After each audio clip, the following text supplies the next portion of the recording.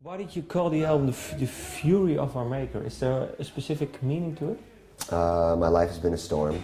I needed something to represent that. I think you have your own maker, I have my maker. We all have what we believe is our maker, and we're all living in the fury of our own lives. And it's essentially the fury of our maker's hand, the fury of what he dictates your destiny to be. You know, you may think you're going to lunch at a certain place today, but if it's closed, you're fucked.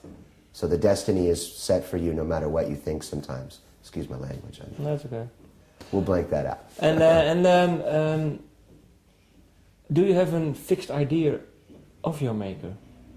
Or is it just some kind of spiritual thing for you? Constantly searching for the answers. When it comes to spirituality, I could talk for days. Okay, well, I was wondering, it's the maker. I mean, do you have some classical example of a maker? Like say a big guy with a beard and I don't know. Right. Yeah? No, not in my head. I don't have that picture. That's a great question. I've never been asked that. I don't have the picture of that in my head. I just believe it as being maybe an entity of dark and light that sheds both of them upon us as humans so we can learn and grow and, and how learn our lessons in life, I believe. I can break it down to karma. It's the only thing I can break it down to so far. You know, and I'm constantly on the search for that. Now I'm reading about, Sumerians and Babylonians, Mesopotamian texts. I'm constantly reading about spiritual sides of life to figure out who's got it right. And the only thing I can break it down to is karma. If you step on my toes, chances are I'll step on yours. But if you don't, we'll walk by each other and shake each other's hands. That's the way it should be. But are you a quick learner? Oh yes, like that. Okay. Because sometimes people have to make the same mistake over and over again. I'm very, very fortunate that I never step in the mud twice. Okay. It's why a lot of things in this band I do differently than I did with Coal Chamber. Yeah. Okay, and what is for you the difference with this album with the first one? Is there one? Massive difference. Massive. Even with my lyrical writing, everything was a little linear in the first record. First record was predominantly written by one guitar player who didn't want to share the duties of writing with the other members. How come? It was ego. I think it was ego. It was, these are my songs, and don't tell me how to write, and I can't have that. That's not music. Music is sharing and growth and people bringing parts in. When you have to understand, my bass player and my drummer are great guitar players as well, better than he was. And they wouldn't let him bring any tunes in. It's not right. Yeah.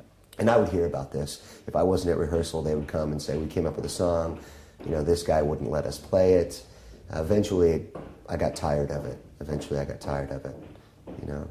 But he was also this, our previous guitar player was also the same guy who would, not want to do interviews and stay in his bunk too late. And, you have to have a work ethic in this band. You have to be ready to work at all times. And you got to be ready to share the duties. But was it hard to replace him or not? Very easy. We did it 24 hours before we came to Europe with In Flames. Okay. He called me 24 hours before we got on a plane. We had a whole tour scheduled and said, I'm afraid to travel. I don't think I can go. And I said, what are you talking about? We're playing in front of 5,000 kids in 24 hours. And these guys said, hey, we know Mike, and I've known Mike. I said, call Mike. They called him. Mike learned all the songs in 24 hours, stayed up on the plane learning the songs. First show that he played, was in front of 5,000 people. How has the songwriting changed now?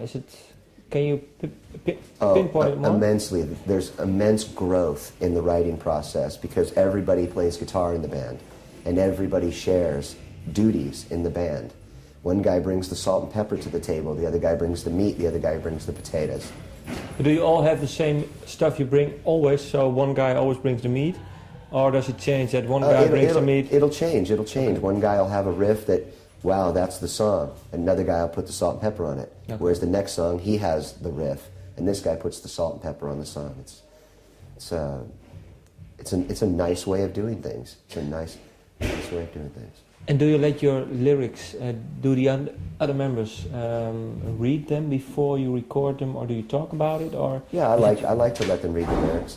I like to, and I accept change from them too. If they say, well, what are you saying here? Maybe we could do something here with it, and So. And do you have an example of maybe one line it changed to... Well, yeah, the Fury of Our Maker's Hand, the song itself on the record, was completely changed. Okay, 100% changed, because I had lyrics, I had demoed it and everything, and we had liked it, but it wasn't going anywhere. And they said, well, why don't you change it? And then I came up with the Fury of Our Maker's Hand lyrics. Okay.